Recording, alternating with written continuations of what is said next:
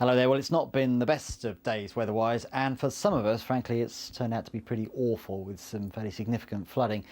Initially across parts of Northern Ireland, and then through the afternoon we saw some extremely heavy rain developing across northeastern parts of England. That caused major disruption, and as we look into the night we are still warning of the risk of further disruptive rainfall, hence the amber warning here. We could well see some flooding as that rain pushes onwards across southern and eastern parts of Scotland, so Lothian through Fife, through Angus, westwards through the central belt.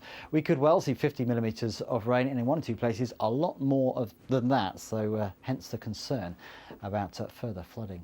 A wet old night here, then elsewhere a relatively benign night, one or two showers around, but a lot of dry weather, quite a fresh night as well. Tomorrow further rain to come for Scotland, further heavy rain at that, but gradually I think the worst of it will tend to ease off, but it stays cloudy and drab. Further south a better chance of seeing some sunshine between the showers, so not too bad mid-afternoon through the Midlands, parts of northern England, but then we run back into that rain, looks like curling back down into northeast England before the end of the day. And it stays pretty damp and horrible across many parts of Scotland. Cool breeze really restricting those temperatures.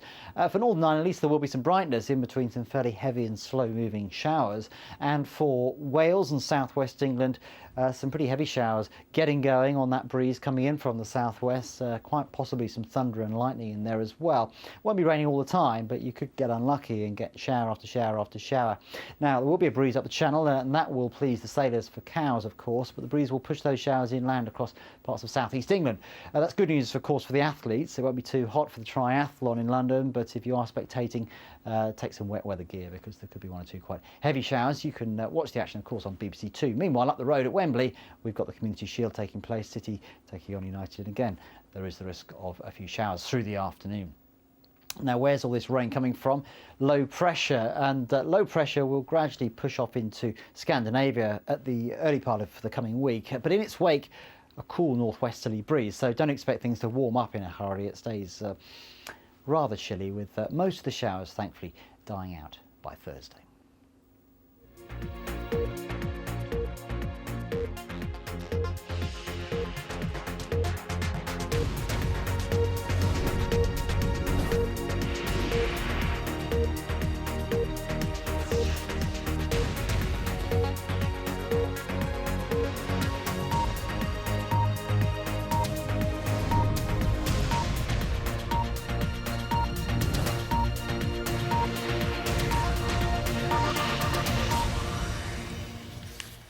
This is BBC News, the headlines at 11 o'clock.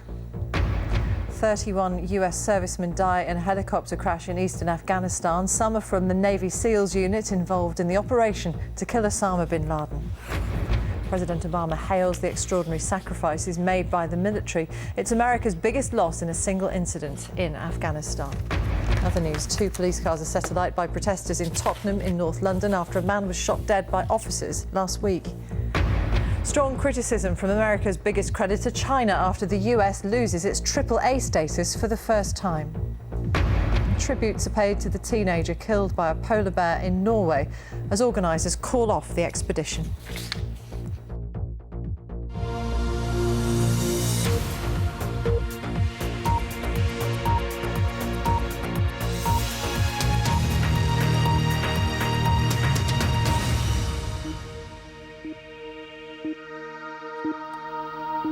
Hello, welcome. There are reports tonight of violence on the streets of Tottenham in North London, where a young man was shot dead by police 2 days ago.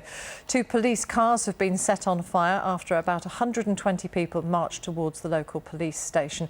A Scotland Yard spokesman said that missiles, including bottles, were also thrown. Well, our correspondent Ben Ando is in Tottenham now. Ben, this has been going on for quite some time. What's the situation now? Well, the situation now is that there is a tense standoff at the south end of Tottenham High Road, which is where I am, around about 100 yards south of the police station. A cordon of police officers are holding back a crowd of probably 200-odd people.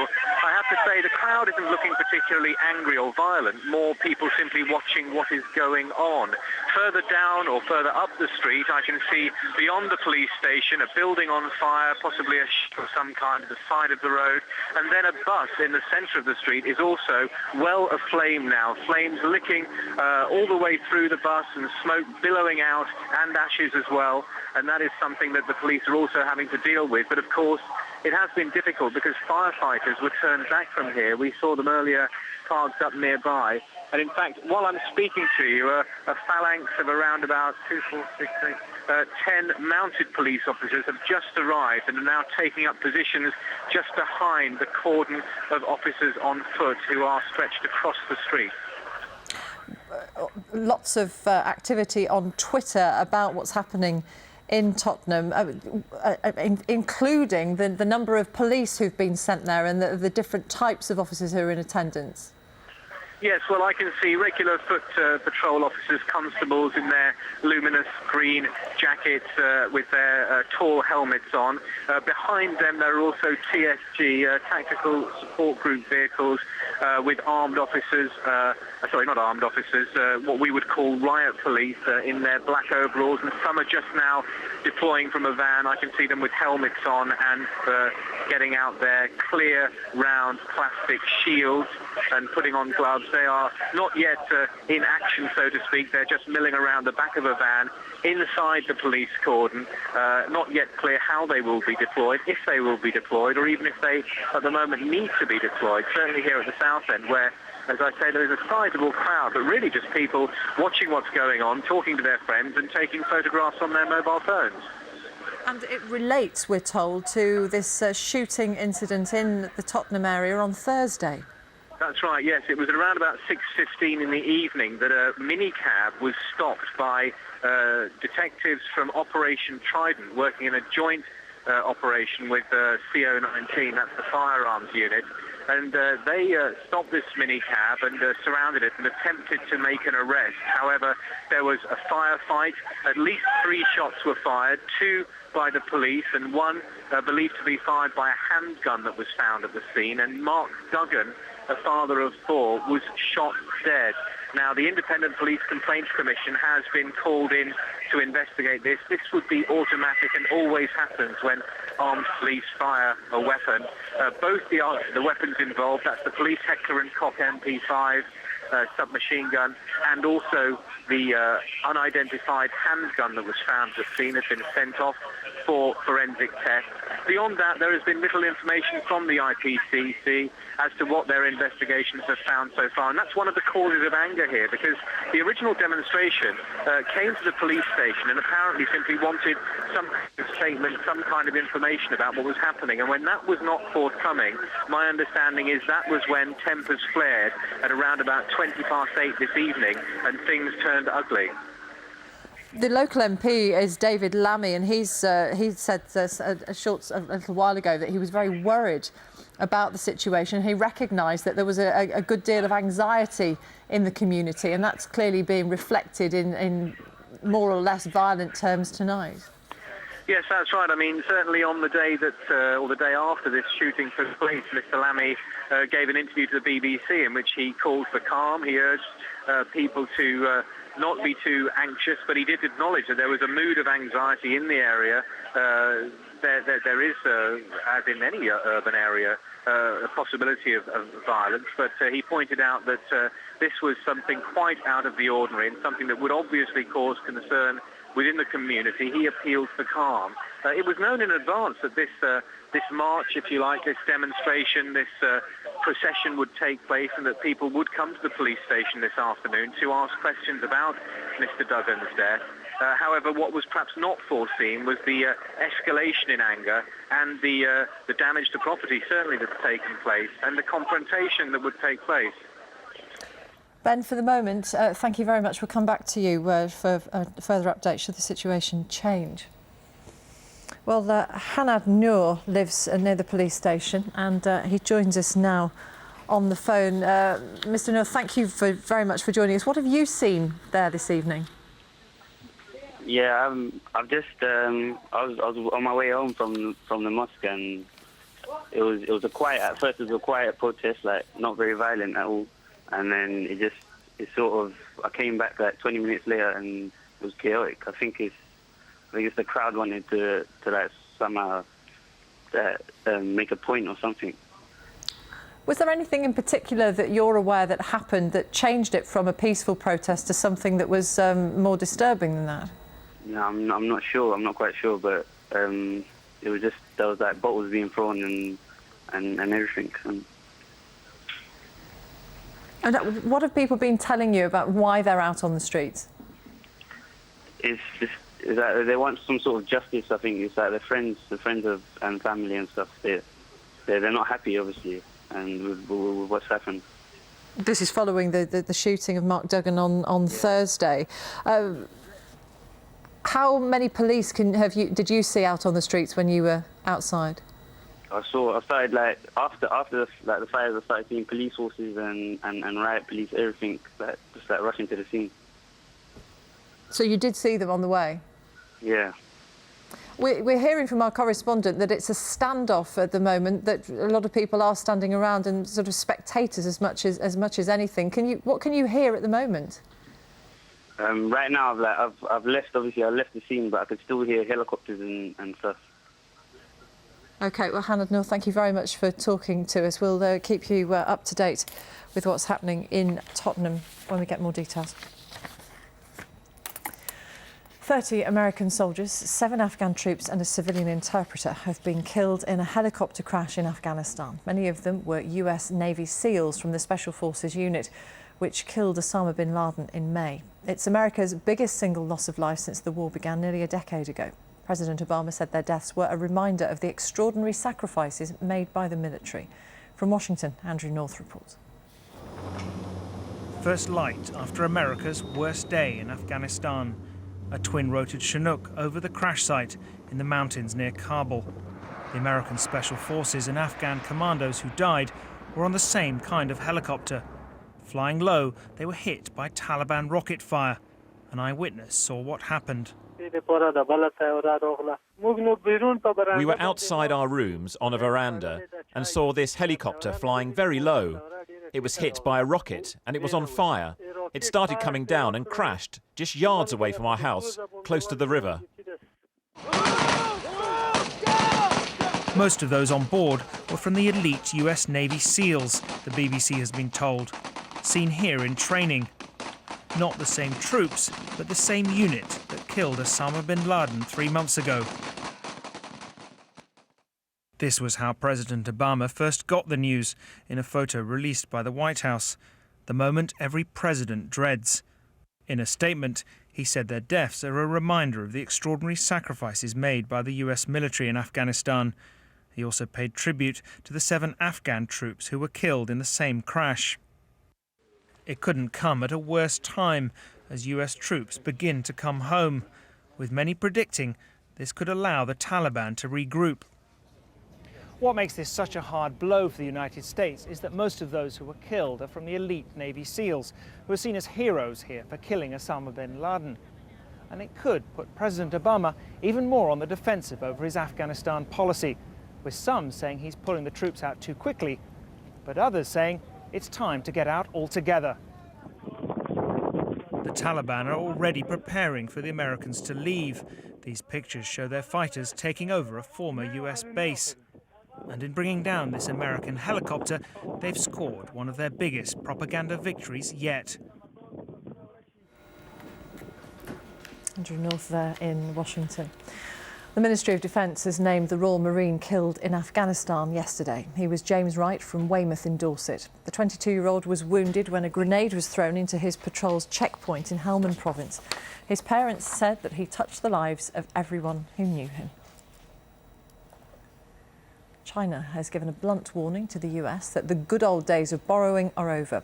The country, America's biggest creditor, was responding to the news that the US, for the first time ever, has had its credit rating downgraded by the agency Standard & Poor's. Here's our business correspondent, Joe Lynham. America has only ever been AAA, not anymore.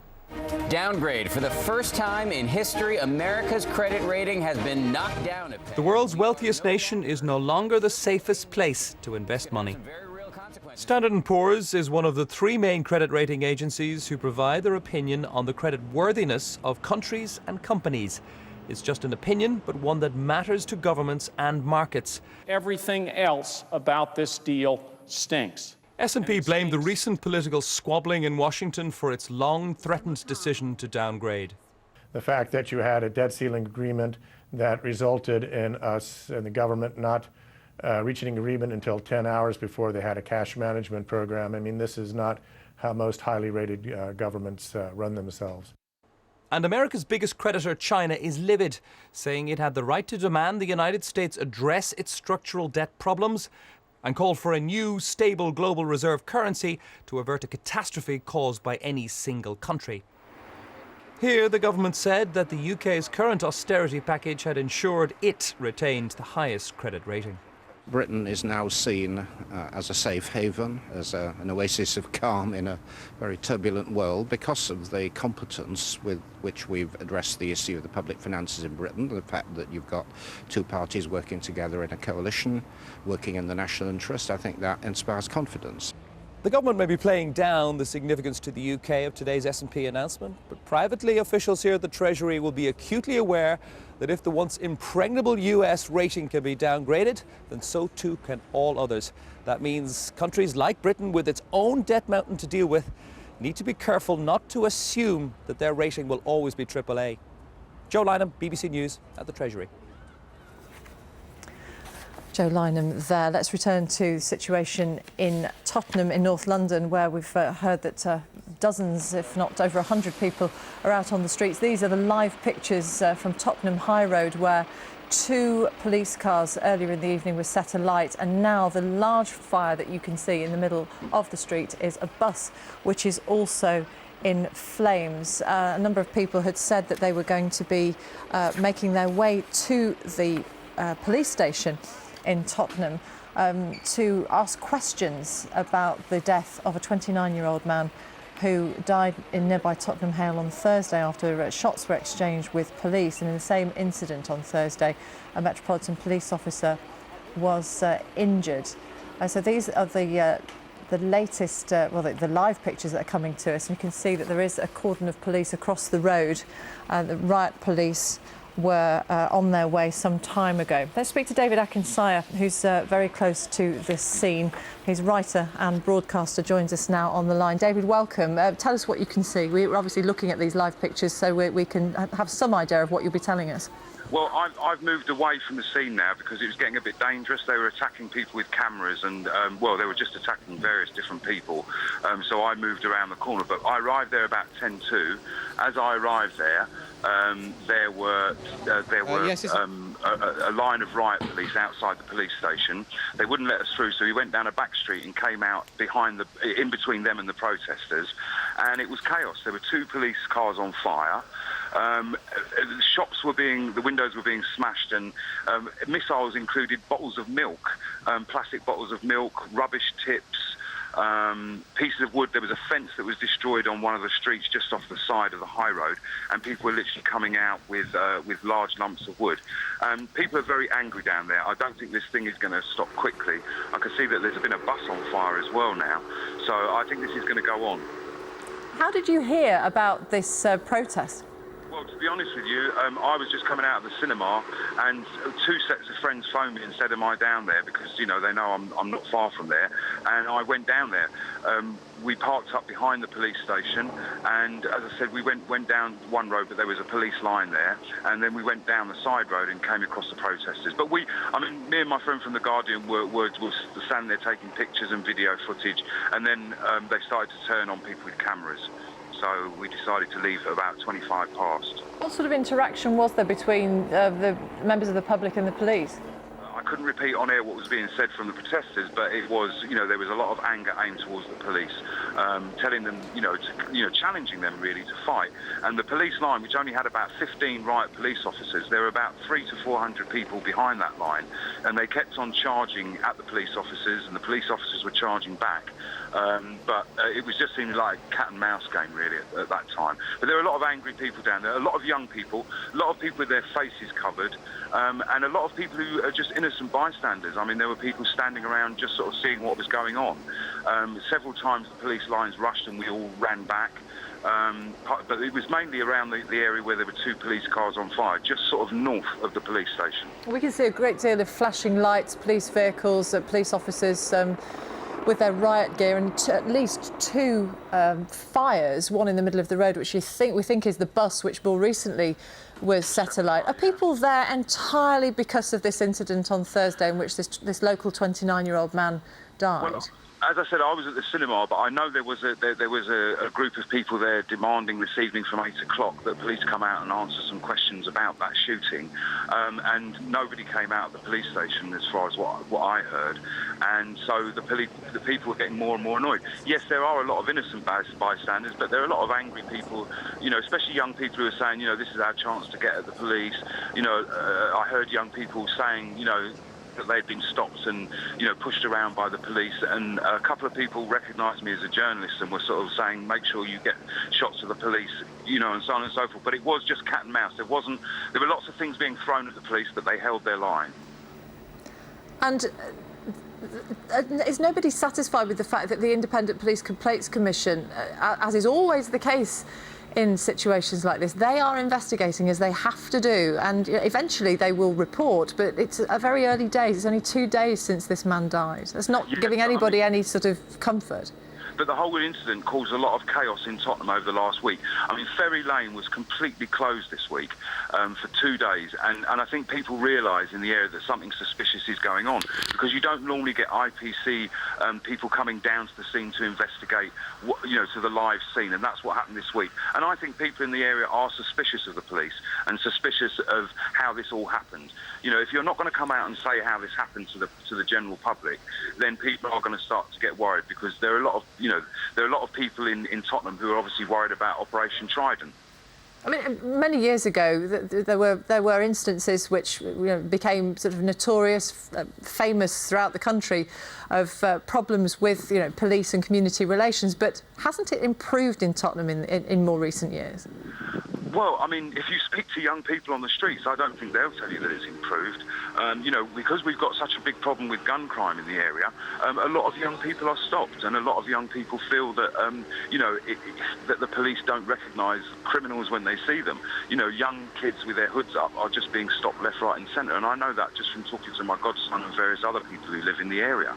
And as far as the IPC complaint is concerned, these things take time, and sometimes, it's all right for the people in the suits to be saying, oh, we'll wait 6 months for this report. But actually, for people living in the community who are worried about their own safety, they want answers quickly. They want to know, was this guy shot before he shot anybody? And I think that's what the anger is in the community. Well, Operation Trident, as you've said, it is the operation which aims to tackle gun crime, particularly within the black community in London. But it's supposedly there to help. It sounds like people are suspicious of the very operation. Yeah, and that's what people have to be really wary of this tonight, because, there is talk of the fact that, there is talk that, that the guy who was shot and arrested had a gun on him. And, if I'm, as someone who lives in the area, I worry about bumping into someone coming out of that tube, and they might just decide to shoot me. So, yes, of course, people in the black community are concerned about gun crime. I really feel sorry for young teenagers who are wandering around very scared about gun crime in the area. Yes, I think the community do want something done about it, but I think the fact that the police don't explain their actions quickly is very suspicious. And I think people are suspicious because, again, even on your own news channel, they said this week that it's unusual for the IPC to be down there live at an investigation and to keep the road closed for that long. So people are suspicious in the area. I know this just from talking to people.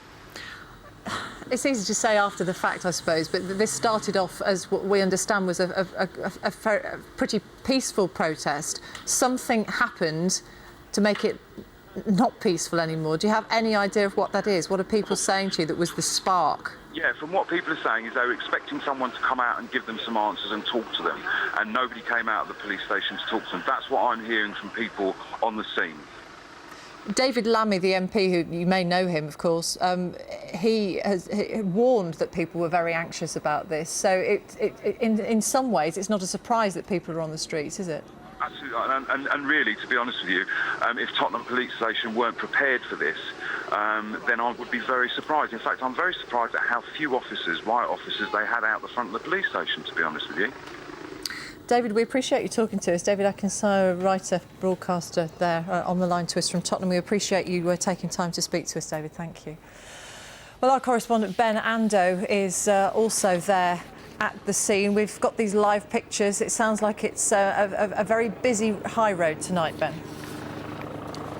Well, yes, that's right. I mean, what you can see is what I can see, which is looking north along Tottenham High Road. There is a cordon of police horses across the road, stopping a crowd of around 150 people from getting any further up. Beyond that, around about 100 yards up on the right, you have the police station, which appears to be undamaged at the moment. A further couple of 100 yards again beyond that, you have a building that's on fire on the right-hand side, although that fire appears in the last few minutes to potentially have been extinguished, although there are a few flames at the top of the building. And then beyond that, right in the middle of the street, perhaps another 100 yards further back, you have a bus on fire. And my understanding is that where that bus is on fire is very close to the point earlier on where at least 2 police cars were also set ablaze. It is quite shocking to see these pictures, Ben, of course, but it is a reminder of scenes that we did see some years ago when relations between the community in this part of London and the police were very, very difficult. Yes, that's right. I mean, there have been tensions in this area before, and of course one thinks back to the Broadwater Farm riots in which PC Keith Blakelock was killed. Certainly at this stage, we're not talking about anything as violent as that. Yes, there has been damage to property, but we're not aware of any injuries. Certainly the police officers who were in those 2 cars that were set on fire were not in them when they were set ablaze, because they were on foot patrol nearby and not actually in the cars. Indeed, the cars were effectively unguarded when they were attacked. At the moment, I have to say that the vast majority of people I can see are looking on in interest, in perhaps bemusement, in curiosity. There are not groups of people in confrontations with the police. There doesn't seem to be a lot of anger. More really, people are looking to see what perhaps other people do. And as far as the actual original demonstration, which was outside the police station around about tea time this evening, there's certainly nothing of that left anymore, and what the police have done is moved out southwards where we are and the view you can see now, and northwards as well, to stop people coming into this neutral area, which is where the fires appear to be at the moment. And what we've heard from one eyewitness is that people want answers. They've gone to the police station to get answers and don't feel that they're being listened to. Yes, that's exactly right. I mean, we have a confrontation here between a community that is feeling anxious and with a mood of uncertainty and some anger about the shooting of a man by the police here on Thursday, and you have that juxtaposed with the need for any investigation to be thorough, to be cautious, to require forensic analysis, which all takes time. What happened on Thursday evening at around about 6:15 was that a man in a minicab, Mark Duggan, a father of 4, was stopped by police, a joint operation between officers from Operation Trident, which investigates gun crime in the black community, and officers from CO19, which is the Metropolitan Police's armed unit, and they tried to effect an arrest. However, there was some kind of a gunfight. At least 3 shots were fired. 2 were fired by the police, and Mr. Duggan was killed. Later on, it was discovered that one police officer had a bullet lodged in his radio. He wasn't injured by the bullet, but certainly he felt its force as it struck him. And at least 1 police weapon, a Heckler & Koch submachine gun, and another handgun, so far unidentified, have been taken for analysis, forensic analysis, to ascertain exactly what bullet was fired when and by whom. But this analysis does take time. It has to be done in a laboratory, and in the meantime, the Independent Police Complaints Commission that are investigating can say very little. But as you say, members of the community wanted answers. They want to know why this young man was shot dead on the streets. They want to know, for example, who opened fire first. Was it the police? Was it somebody inside the minicab that was stopped? Was it a third party? And we don't know. And it's that lack of answers which I think has caused some of the anger that we see evidenced here tonight. Ben, for the moment, stay with us if you would, and we'll come back to you in just a moment. But let's speak to Charlotte Allen. She's on the line now to us, and she lives opposite the police station. Charlotte, when did you become aware that something was happening opposite where you live? Probably about 7 o'clock or so this evening. We were aware that there'd been a football match on today and had heard helicopters overhead. And it wasn't until about 7 o'clock that we thought this is going on a bit too long. Something clearly isn't right here. And we went outside our building and saw the road just completely cordoned off, and police riot vans with 20 or 30 extra policemen being deployed. But as yet, we've had no information from the police into what's happening. There's a presence immediately at the end of our road, but no one's kind of come up and told us what's happening, if we need to get out or anything like that. There were suggestions earlier in the day that people were going to convene at the police station because of this fatal shooting on Thursday. Had word reached you that that was going to take place? No, we haven't heard anything about that at all. But you supposedly do know about the shooting incident that the Independent Police Complaints Commission is investigating, when that happened just a couple of days ago? Yes. Again, it's something that local residents have been given no information about, and apart from anything else, you'd like to know the safety of your local area, and at the moment it's something that's quite a concern. What are the concerns in particular? Well, the area at the moment seems to be becoming much less safe. There's been a number of stabbings in the last year. There's been now this fatal shooting and the riots today. It's getting to the point that the police presence here perhaps needs to be stepped up a bit, or the community maybe needs to be a bit more involved to see if there's something that we can do within the community itself to try and keep ourselves safer. It does seem that the situation can be made worse at times by too visible a police presence or a police presence of the wrong kind. Would that make sense to you? Potentially, yes. But I think it's getting to the point now where something needs to be done, and at the very least we need to be informed as to what's going on. Charlotte Allen, we appreciate you talking to us. Thank you very much indeed. Charlotte Allen, who lives opposite the police station in Tottenham, which is where the crowd gathered first of all earlier this evening. And obviously these are the live pictures coming to us from Tottenham High Road. And there have been 2 fires, well 4 fires in total. 2 cars, police cars were set alight. The bus that's alight you can see in the middle of the screen there. And as we were hearing a few moments ago, a fire at a shop which appears now to have been put out. Our correspondent Ben Ando is there. Is this a standoff at the moment, Ben? Not much activity, fortunately. I think that's a reasonably good way of describing it, yes. The police have formed a cordon across the south end of Tottenham High Road that you can see in the foreground in the shot that we're sending you here. Beyond that, you can see a neutral area where there are police vans parked up. Inside there, I can also tell you there have been what we would call riot police. That's TSG officers with their black overalls, hard helmets and round, clear plastic riot shields. They've assembled and they've got their equipment ready, but they haven't done anything yet. They obviously feel at the moment that that would represent perhaps an escalation in police action that would possibly cause more problems than it would solve. And at the moment, the line is being held by around about a dozen police horses, mounted officers, and behind them a row of uniformed police in their luminous green jackets. And then in that area, it looks now like the fires are actually starting to fade. Certainly the building on the right is not flaming nearly as violently as it was maybe 15 or 20 minutes ago. And even the bus that you can see aflame in the centre of the picture there is also looking not quite as brightly lit up by flames as it was maybe 20 minutes ago. It's difficult, isn't it, in situations like this to quite pin down how many people are there as protesters rather than onlookers?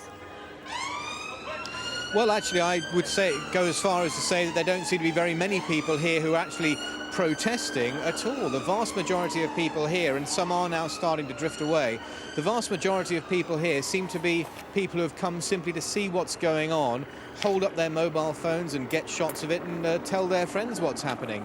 The original protest back at tea time, which started around about 5 o'clock this evening, was all around the shooting on Thursday of this man, Mark Duggan, who was in a minicab when the police tried to arrest him. There was a gunfight and he was shot dead. Beyond that was a demonstration that was organised and it was known about and it took place. It was only later in the evening at around about 20 past, 8:30 when more people arrived and some people decided to set fire to these 2 police cars that were parked at the junction of Foster Road and Tottenham High Road. And that is when I think things turned ugly and perhaps what you might call a more disruptive element was attracted to the scene.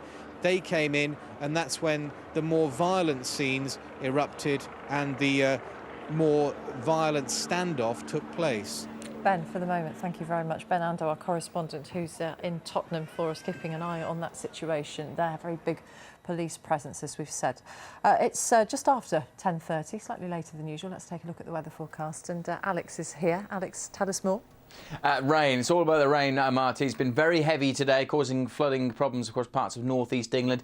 The focus is now switching to parts of Scotland. The Met Office have issued a red warning, which is the top warning. The rain is going to be particularly intense across parts of Lothian and Edinburgh, and we are expecting some further flooding issues here.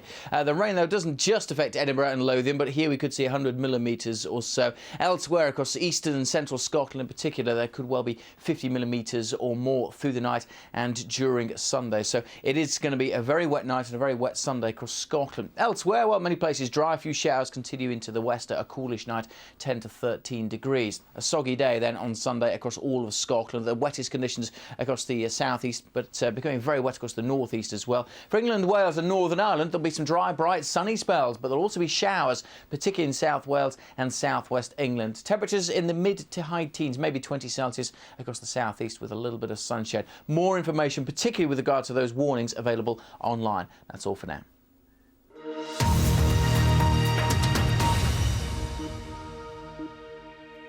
This is BBC News. I'm Martine Croxall. Summary of our main stories now.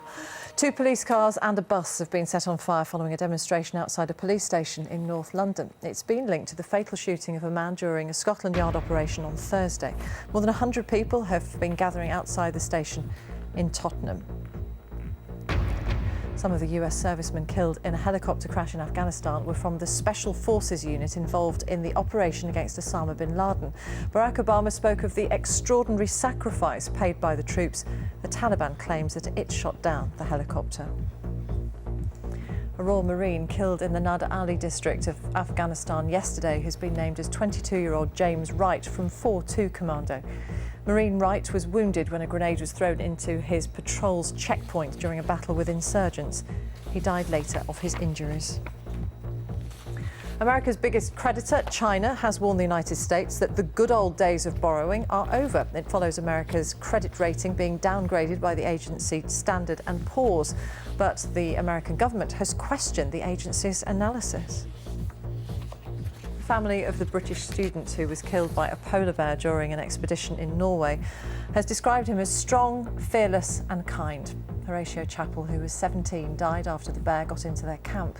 4 others were hurt, including Michael Reed, who shot the bear dead. The expedition has now been called off. Let us take a look again, slightly later than usual, at the morning newspapers. Tomorrow's newspapers, but it won't be long till they're today's. I'm joined now by the production editor of the Guardian Weekly. Only she isn't that anymore. Let me tell you, I can tell you that she is in charge of social media for a writer and broadcaster, Kate Bevan, and John Torode, who writes for The Spectator. Let's get that right. That hasn't changed, John, has it? Let's, now, I know that there's been a bit of a sort of tussle over one of the stories tonight, and Kate bags it. We'll get to that in a minute. The Observer, first of all, John. Yes, both The Observer and the Sunday Times are going big on the great global debt crisis. The Observer's got this wonderful headline, G7 leaders race to stem the global panic over debt. Then you look down to and say what it means is the financial ministers of the G7, most of whom are on holiday, are going to give each other a ring tomorrow morning from their luxury villas. I mean, that's not really a race to stem anything very much. On the other hand, I don't think they've got a great deal. What is slightly frightening is that I don't think, however much of a ring they give each other, they're going to come up with any very bright new ideas. I mean, we've had bright new ideas every couple of weeks for as long as I can remember now. Well, you would hope that if there were any, they would have done, put them into practice by now. Yeah, you would. I mean, being slightly more serious, the Brits are pressing very hard for France and Germany to back the creation of so-called Eurobonds, which is essentially a mechanism. Yes, you mustn't let your eyes glaze over like that. It's essentially a mechanism. It's very important, John. We all need to understand it. Which allows the richer countries of the Eurozone, allows the richer countries of the Eurozone, France, Germany, to underwrite the debts of the poorer ones, Greece, etc., etc. It's the missing link if you actually want a European currency. it's the necessary missing link.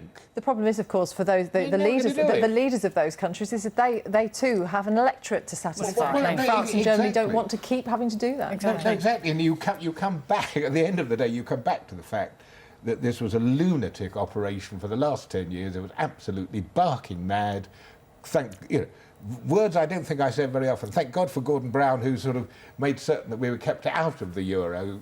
If we'd been in the euro ourselves, we'd have been in a far, far deeper economic crisis than we are at the moment. But for a very long time, it looked like it was a fantastic operation, didn't it? No. You don't think at any point it ever has? No, I think it was doomed from beginning to end. Maybe it was doomed, nonsense. but before all the debt problems arose, then... Of course, I mean, if you're borrowing money like mad and spending it on drink, you can have a time of your life. I mean, it's been nonsense from the beginning. Can I just say very briefly... John, I'm going to have to ask you just to pause 1 second, and I've feared that this might happen. We're going to have to go back to Tottenham, where there are reports on the streets of Tottenham of violence, where a young man was shot dead by police a couple of days ago. These are the live pictures that you can see. We've got a slightly closer shot now, and we were hearing from our correspondent Ben Ando, who is in Tottenham for us, that mounted police had arrived. People have been tweeting about the fact they'd seen them on the Seven Sisters Road heading towards the High Road in Tottenham, towards this standoff. There are about 120 people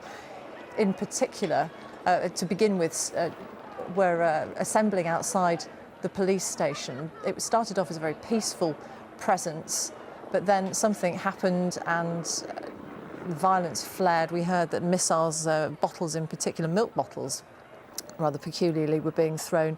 2 police cars that had been parked on the High Road were set alight, one quite a lot earlier in the evening, and then half an hour later or so we heard from Scotland Yard that the second police car had gone up in flames.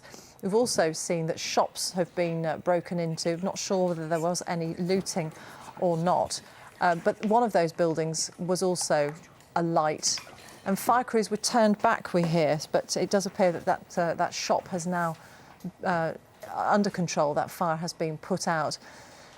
It does appear now that a lot of the people are like those we can see, who have just come out onto the streets to see what is going on, because, of course, this very heavy police presence is not what you're used to seeing on Tottenham High Road, and they want to have a look at what's going on. A few people have been tweeting photographs of the scene, and we've seen riot police across the road as well. And the reason that the people have said that they went to the police station was to get some answers about this shooting that happened on Thursday. A man who was travelling in a minicab was shot during when there was an exchange of fire with police. One Metropolitan Police officer was slightly injured, and a bullet was found embedded in his radio. I mentioned that our correspondent Ben Ando is in Tottenham for us. Let's speak to him now. Ben, we've got a change of shot here, and we've seen those mounted police who are in front of the vehicles. Tell us what you're seeing. Well, a short time ago, the police and the officers who were forming a line, a cordon, across Tottenham High Road, around about 100 yards south of the police station, came under what I suppose you would call attack, insofar as around 3 fireworks were shot north up the street to where the police horses were, and they went bang shortly just behind the police line. For that reason, the horses were startled, at which point the officer in charge of the mounted unit decided to move forward up the road, perhaps to try to find out who was firing these fireworks. And they've made a new position now. They've drawn a new line around about 50 yards further south to where they were before. But of course, the noise, the banging, has to some extent drawn a new crowd of people who are just starting to arrive to see what's happening. There was some shouting and some anger at that point, certainly as the police horses moved forward quite quickly. That was quite dramatic. But now we appear to be back in the situation where there is a standoff between people who are really looking to see what's happening and the police who are trying to protect the police station here. The fires that were in evidence in the centre of the road, that is a bus on fire, 2 police cars that were on fire earlier, and a fire in a building, it looks like they're now being brought under control, because shortly before those flashbangs were fired, around 6 or 7 fire engines were brought through the police cordon by the police and taken into the centre there so they could start doing their work. Because for some time this evening, the fires were burning effectively out of control, with no firefighters able to get to the scene and the flames burning those things that have been set on fire. Let's just explain to anyone who's just joining us here on BBC News. These are live pictures coming to us from Tottenham in North London, where there has been disorder on the streets and 2 police cars set alight, and now in the distance a bus is on fire as well. Our correspondent Ben Ando is there for us. Let's just go over again, Ben, the incident that happened on Thursday and that is said to have been the catalyst for this. Just explain, if you would. Well, yes, it was around about 6:15 on Thursday, and an operation that was staged jointly between detectives from Trident, that is the police operation that looks at gun crime in the black community, and officers from the firearms squad. They tried to arrest a man in a minicab on a road near here. During that attempted arrest, shots were fired, at least 3, possibly 4, and the man the passenger inside the cab, a man called Mark Duggan, was shot dead. Now, certainly what we know so far from the Independent Police Complaints Commission that's investigating this is that the police fired 2 shots. A 3rd shot was also fired, and that bullet was found lodged in the radio on the chest of an armed officer who was involved in that confrontation, although he was uninjured. And it was that really that's caused the difficulties, because I think you have a problem where the community here wants answers. They want to know, for example, who fired first in that confrontation. However, such questions need to be answered after thorough forensic tests are done on the weapons that have been sent to a forensic laboratory, on any bullets that were recovered, and that of course takes time, and that therefore those answers aren't yet available. And what you had earlier on this afternoon was a group of around about 50 or 100 people coming to the police station demanding answers, and when no answers were forthcoming, that frustration perhaps seemed to turn into anger and precipitated the difficulties there have been this evening. Very quickly, as is always the case when somebody is shot and killed in a police operation, the Independent Police Complaints Commission launches an investigation, but of course those investigations don't happen quickly, and that's the frustration, I suppose, for some people. No, that's right. I mean, in fact, the IPCC automatically launches an investigation even when the police simply open fire, whether or not anybody or anything is hit by any of the shots that they fire. So it was perfectly standard procedure that the IPCC would investigate. No surprise there. And large numbers of people are running away. There are some, I can just see some officers on horseback now, as you're probably watching these pictures with me, who are coming around the area here. And there was obviously some people were running away, but the officers on horseback are quite clearly not making any kind of a charge. They are just controlling the horses and now walking back down towards the area where they came from. But anyway, as I was saying, the IPCC would launch an investigation automatically. It is doing that, but that does take time. And of course, to get the answers that the community demands and expects would require forensic tests to be done, and they take time. Well, they're just riding away, the mounted police. Not quite sure why they came forwards. Just to explain to us which units are there from the police, Ben, because it's not just those on horseback. No, well, what I've seen so far is that originally we had a line of regular bobbies on the beat with their tall helmets on and their luminous green jackets, forming a line across the street, keeping people back south of that line and protecting the police station. They were joined around about 10 minutes after we got here by the dozen or so mounted officers that you can see. There are also deploying from the vans behind the line of officers some of the TSG units that we would know as riot police, who wear black overalls, hard helmets and have clear round plastic shields. But although they have been outside their vans and in the street, they haven't actually gone into action. It's been, the judgment quite clearly has been made that if they were to be used in a very open way, that gesture might be seen as provocative and may perhaps be counterproductive in terms of keeping the peace here. I've also seen a single van with police dogs, but so far, again, no sign that they have been deployed. Very difficult to know how many of the protesters are still out on the streets when the majority of the people we see seem to be only have arrived relatively recently. Well, that's right, yes. I mean, certainly the original protest around the circumstances of the death of Mark Duggan was at around about tea time, around 5 o'clock, and those people were very peaceful and very composed. They walked to the front of the police station here in Tottenham and simply asked a question and asked for some answers. But no officer came to speak to them, I'm told, and they didn't get any answers. And it was around about 3 hours later, at 8:20, that the atmosphere turned ugly. 2 police cars had been left unguarded by their officers who were on foot patrol, and they were parked about 400 yards or 300 yards north of the police station, just on the corner of Foster Road and Tottenham High Road. And at that point, somebody decided to set those cars on fire. One was pushed into the middle of the road and set on fire, the other was set on fire where it was. And the flames, that gesture of violence, I think, precipitated more violence and more trouble. And then we saw a building set on fire, and we also saw a bus set on fire. Ben, for the moment, thank you. Ben Ando there, just keeping an eye on the situation in Tottenham, that heavy police presence. Let's speak now to John O'Connor, former Metropolitan Police Commander. He's joining us now on the line. John, a fairly heavy police presence there. Is this these are the units that you would expect to see out when this kind of thing happens? Yeah, very much so. I mean, the police have got contingency plans whereby they get assistance at the command of all of the trained officers, trained riot control officers in each of the boroughs. So that there are people that, although they're not necessarily on duty, they are on standby and would come in at the drop of a hat. It does appear that it was fairly well flagged that some form of demonstration was going to take place outside the police station in Tottenham. I mean, how early would the police get these units on standby just in case something happened?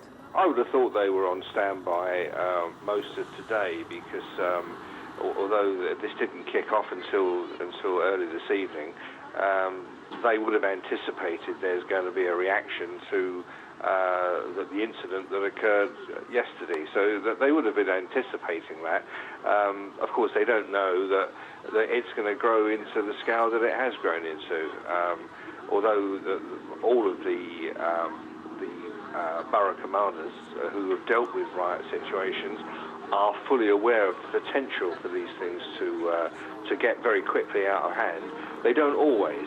So therefore, you can't have all officers on duty, leave cancelled, and people on standby unless you've got really hard evidence or firm intelligence that something really serious is going to kick off.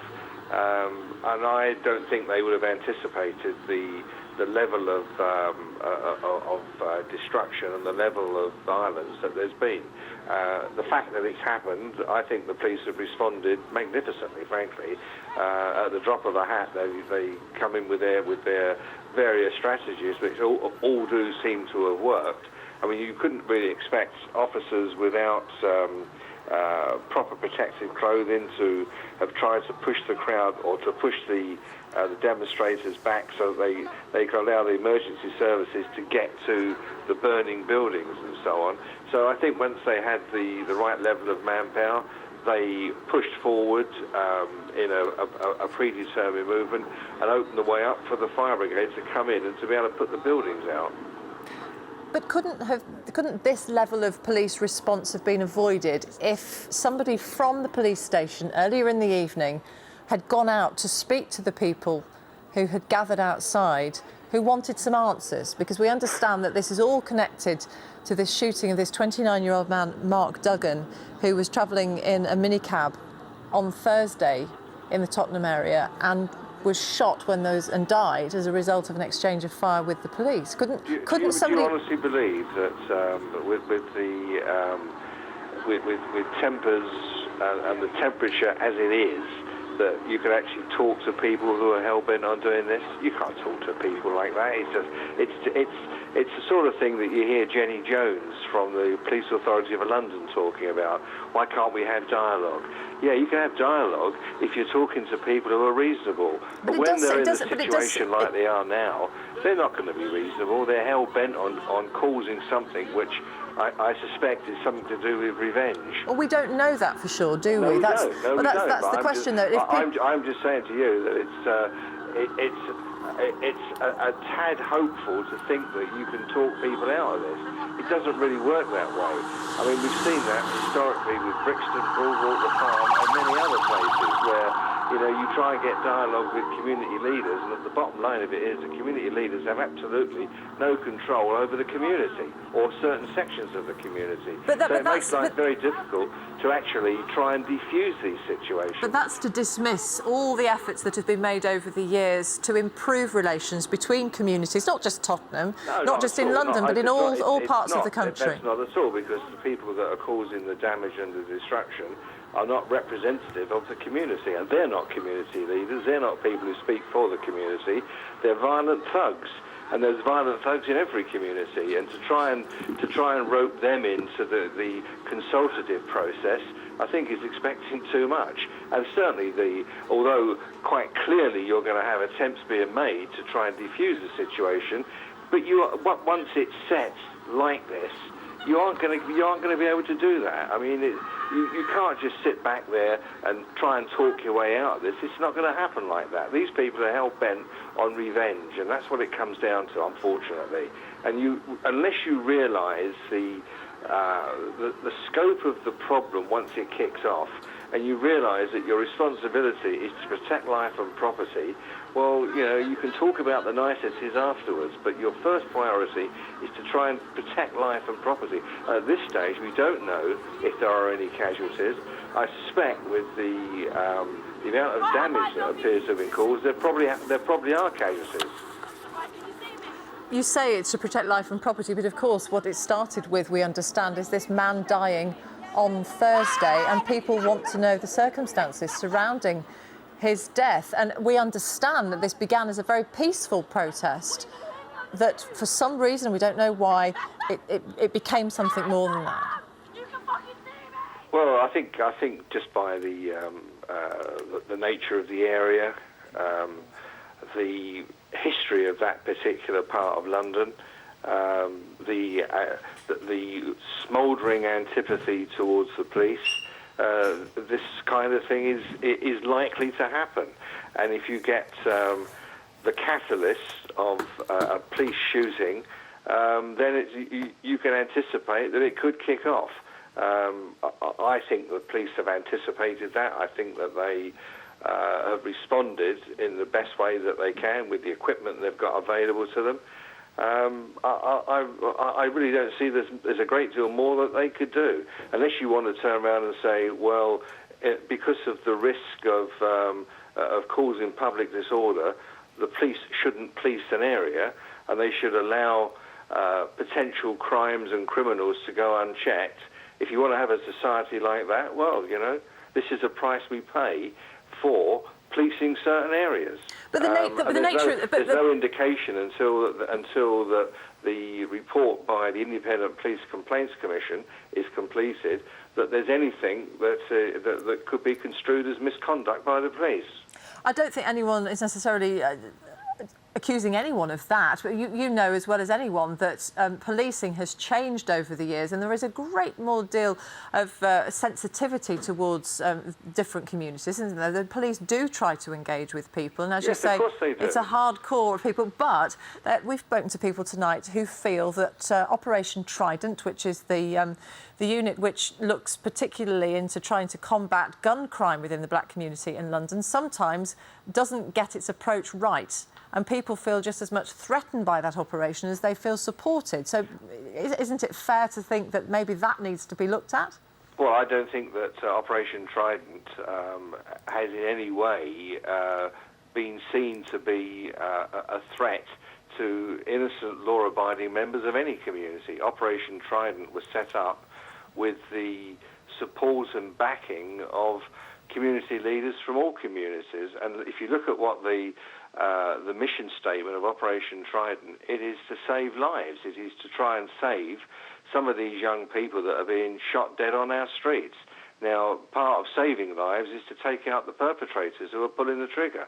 So they find themselves in between various sets of people, some of whom are totally innocent, some of whom are part of gangs who have got their own agenda, and there's a revenge agenda as well when it's a tit for tat, as we've seen on many of these shootings, and the police are in the middle of it. The police didn't cause it. The police are trying to save lives. The police are trying to prosecute offenders. The police are trying to make London a safer place.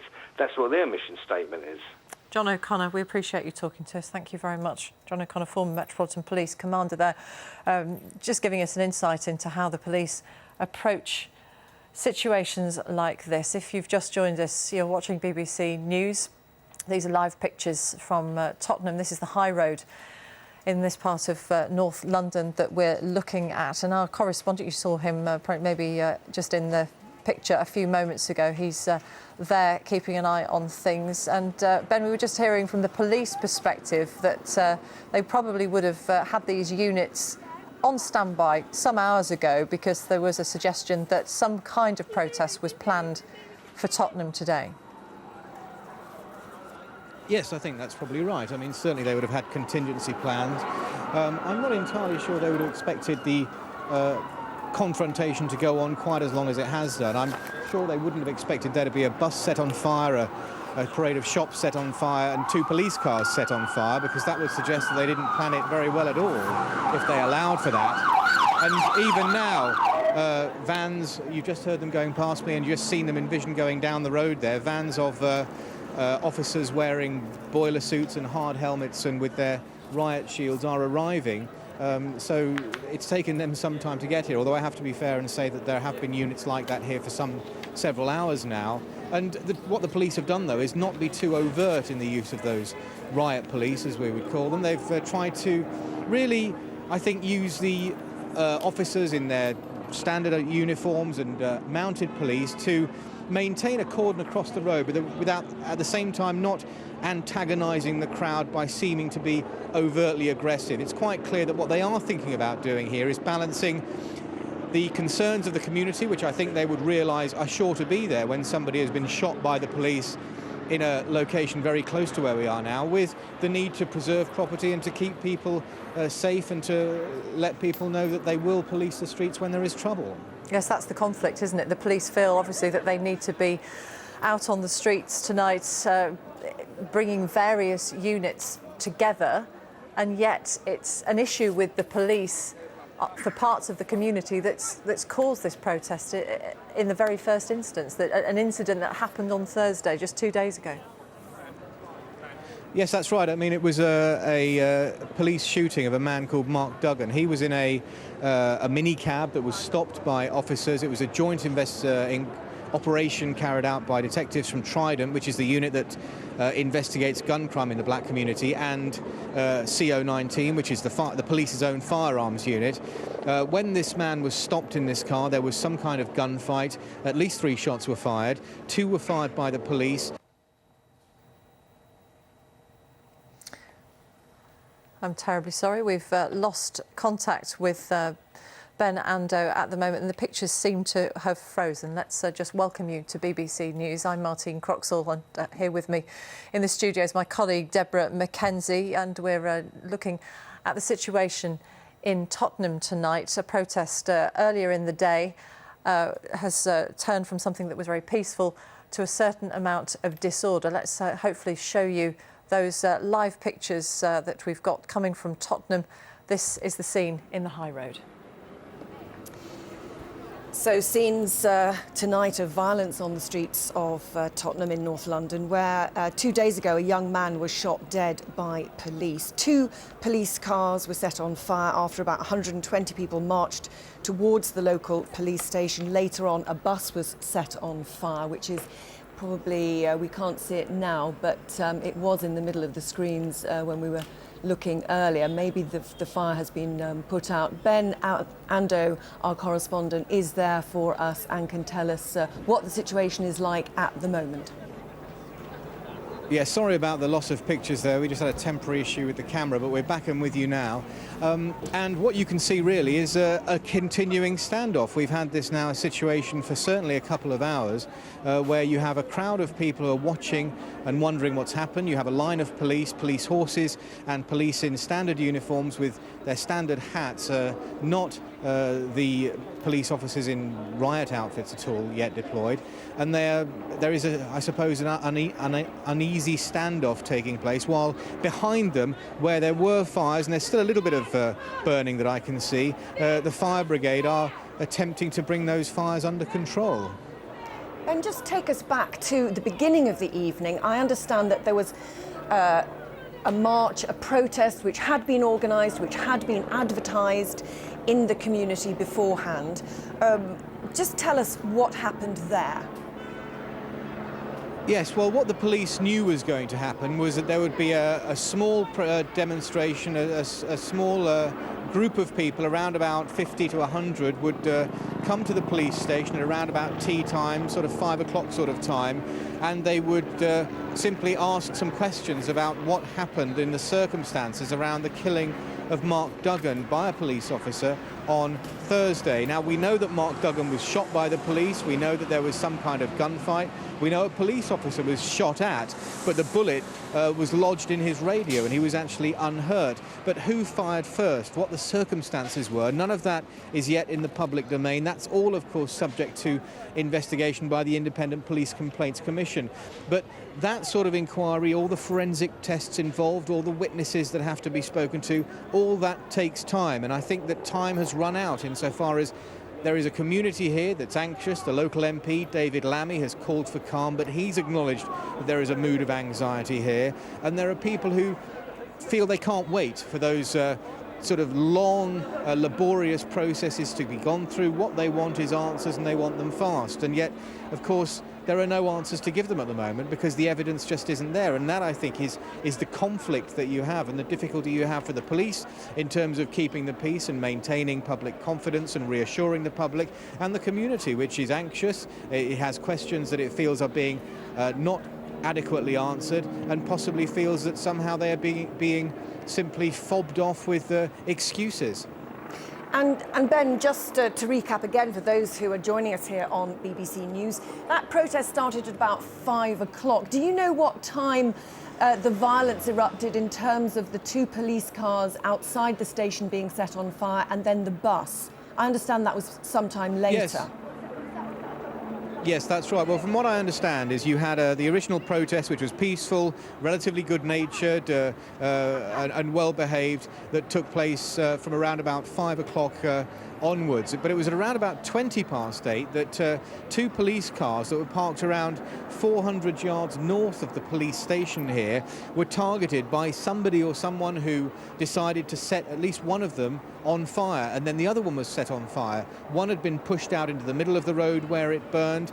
Those police cars were not occupied at the time. The officers who were in them had gone off on a foot patrol, so nobody was hurt. Certainly no police officer was hurt at that time. But it was that setting of the symbolic act, if you like, of setting a police car or a pair of police cars on fire that seemed to have catalysed a much greater outpouring of anger, of frustration, maybe just a few of what you might call regular troublemakers deciding to get involved.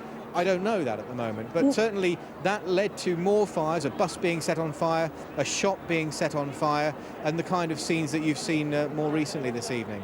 And no injuries. As you say, those police cars were empty. What about the bus? Well, the bus has been completely burnt out, as far as I can see. We've now got a squadron of riot officers now moving up the street. This does, to some extent, mark an escalation in police tactics. We've got a squad of riot officers moving up the street here. I don't know whether they're going to take position to keep people away or they're simply being deployed to guard firefighters as they leave the area, because previously firefighters had come under attack. And as you can see, there are more fire engines coming in to perhaps tackle and completely put out the blazes that there have been in this area. So we'll have to wait and see exactly why those riot officers are being deployed. Meanwhile, back in the main part of the street, again, fire engines leaving and other firefighting vehicles arriving. And what's not really clear is whether there are any demonstrators inside that central area, because we haven't been able to get in and our cameras can't quite zoom in close enough to see, although it's quite clear that there are still flames burning in that area, and this is what? And Ben, nearly there have 4 been, hours since the first police cars were set on fire. Sorry, Ben, there have been different sorts of policing units and tactics going on tonight, haven't there? Yes, I mean, the evidence that you had that this was a carefully thought out police plan are the number of different and disparate units that have been deployed by the officers who are in charge in the command centre. First of all, we had a line of uniformed police, regular bobbies on the beat that people will be used to. When there was a feeling that they perhaps might be threatened, we had mounted officers deployed.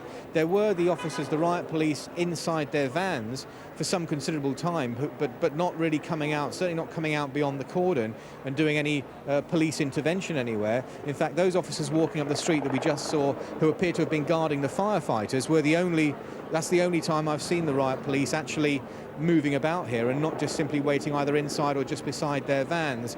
We've also had dog units here, although again I haven't actually seen any of the police dogs deployed, but I know the vans are here. So the police clearly have something in reserve. There's also the police helicopter, obviously, that's been flying overhead for most of the evening. The police clearly have something in reserve, and even behind these lines where I'm standing, there are a constant stream of police vans and other vehicles coming and going. There are certainly plenty of law enforcement officers down here. Whether they will all be deployed or not, and whether there will be the need for any violent confrontations between demonstrators and the police, certainly that hasn't happened yet that I've seen, but of course who knows what may happen through the rest of the night. Ben, as you were saying earlier, this level of violence didn't start until about 20 past 8 in the evening, and so it could be that anybody passing could have hijacked, as it were, the protest outside. It could have been people coming from a football match, for example. Well, I mean, that's always possible, isn't it? And I mean, certainly once the flames were lit under the 2 police cars, I think that they would have acted as a very visual beacon, a magnet, I suppose, to any disruptive elements there might be. People perhaps who've had simmering frustration with the police or anger at police presence or police tactics in the area for some time might have seen that as their chance to, if you like, take part in a demonstration and hijack it for their own ends. But I have to say that since I've been here, in the hours that I've been here, nearly 3 hours now, I would say that I haven't seen very many people actually looking to have a confrontation with the police. The vast majority of people have been simply watching what other people are doing, watching what's going on. The only problem I saw was at one point where somebody appeared to arrive further south from where we are now and actually lit fireworks that raced up the street towards where the police horses were, went bang and caused some of the horses to be startled. That prompted a charge by the armed police, but I'm not aware of any arrests taking place as a result of that. OK, Ben, for the time being, we'll leave it there. We'll just stay with those live pictures for the moment on that disturbance in Tottenham in North London after a protest had taken place. John O'Connor is a former Metropolitan Police commander and told my colleague Martin Croxall how senior officers will be deploying their resources. The police have got contingency plans whereby they get assistance at the command of all of the trained officers, trained riot control officers in each of the boroughs. So that there are people that, although they're not necessarily on duty, they are on standby and would come in at the drop of a hat. It does appear that it was fairly well flagged that some form of demonstration was going to take place outside the police station in Tottenham. How early would the police get these units on standby just in case something happened? I would have thought they were on standby most of today because although this didn't kick off until early this evening, they would have anticipated there's going to be a reaction to the incident that occurred yesterday. So that they would have been anticipating that. Of course, they don't know that it's going to grow into the scale that it has grown into. Although all of the borough commanders who have dealt with riot situations are fully aware of the potential for these things to get very quickly out of hand. They don't always. So therefore, you can't have, all officers on duty, leave cancelled, and people on standby unless you've got really hard evidence or firm intelligence that something really serious is going to kick off. And I don't think they would have anticipated the level of destruction and the level of violence that there's been. The fact that it's happened, I think the police have responded magnificently, frankly. At the drop of a hat, they come in with their various strategies, which all do seem to have worked. I mean, you couldn't really expect officers without proper protective clothing to have tried to push the crowd or to push the demonstrators back so that they could allow the emergency services to get to the burning buildings and so on. So I think once they had the right level of manpower, they pushed forward in a predetermined movement and opened the way up for the fire brigade to come in and to be able to put the buildings out. But couldn't this level of police response have been avoided if somebody from the police station earlier in the evening had gone out to speak to the people who had gathered outside, who wanted some answers? Because we understand that this is all connected to this shooting of this 29-year-old man, Mark Duggan, who was travelling in a minicab on Thursday in the Tottenham area and was shot and died as a result of an exchange of fire with the police. Couldn't somebody? Do you honestly believe that with tempers and the temperature as it is, that you could actually talk to people who are hell-bent on doing this? You can't talk to people like that. It's the sort of thing that you hear Jenny Jones from the Police Authority of London talking about. Why can't we have dialogue? Yeah, you can have dialogue if you're talking to people who are reasonable. But when they're in a situation like they are now, they're not going to be reasonable. They're hell-bent on causing something which I suspect is something to do with revenge. Well, we don't know that for sure, do we? That's the question, though. I'm just saying to you that it's a tad hopeful to think that you can talk people out of this. It doesn't really work that way. OK, that was the former Met commander. And now there has been a statement from the local MP, David Lammy, on his Twitter account. He has spoken to the IPCC, the local police and the Duggan family. The Duggan family he's referring to there, the 29-year-old gentleman who was shot and killed by police on Thursday evening, which is what the original protest was about earlier this evening. And he says the scenes currently taking place in our community are not representative of the vast majority of people in Tottenham. Those who remember the destructive conflicts of the past will be determined not to go back to them. We already have one grieving family in our community, and further violence will not heal that pain. True justice can only follow a thorough investigation of the facts. The Tottenham community and Mark Duggan's family and friends need to understand what happened on Thursday evening when Mark lost his life. To understand those facts, we must have calm. So that's a statement from the local MP, David Lammy, on his Twitter account this evening. Let's go now to an eyewitness who is Adam, and he's on the phone to me. Many thanks for joining us here on BBC News. Can you tell us what you have seen this evening? Me and my son was at the football match this evening, and we left the game quite late after getting some autographs from players. So we got there at the scene about 8:20, just literally as it was all starting. We saw the police car, which at that point just had its windows smashed in, but wasn't actually in flames. We saw a big group of people, mainly girls, actually verbally attacking a driver who was heading away from the scene, and they was demanding that he turns the car around and heads back in the opposite direction, which I thought was a bit strange. I never, at that moment, didn't actually know what was going on. Then, as I say, I noticed the police car with the windows smashed in. I then realised that it was just me and my son, who's 6, that was basically in the middle of everything that was happening. The car was then pushed in our direction, with different missiles thrown at it. My son actually noticed a hammer hit the car. At that point, I decided that we just had to run. Sure. He was in a state of panic, and I didn't know what to do other than just to protect him and move out of there. As we headed towards a police line, I noticed a few of them come towards us, as if to shield us somehow. I turned round and saw the car at that point had then been hit by some kind of petrol bomb or something, and was sort of quickly in flames, and a couple of small explosions come from it soon after. But as I say, it was just me and my son right in the middle of everything. That sounds incredibly scary. Was it just you, or were there other fans, groups of fans with you?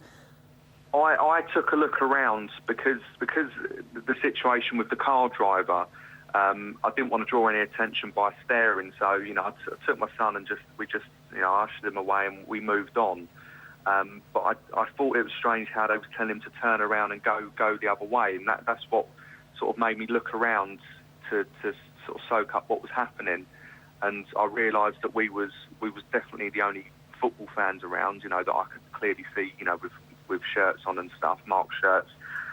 Everyone else seemed to have hoods on, faces covered, which then made me realise that, there was some kind of situation. At that point, I didn't know that, what this was all about.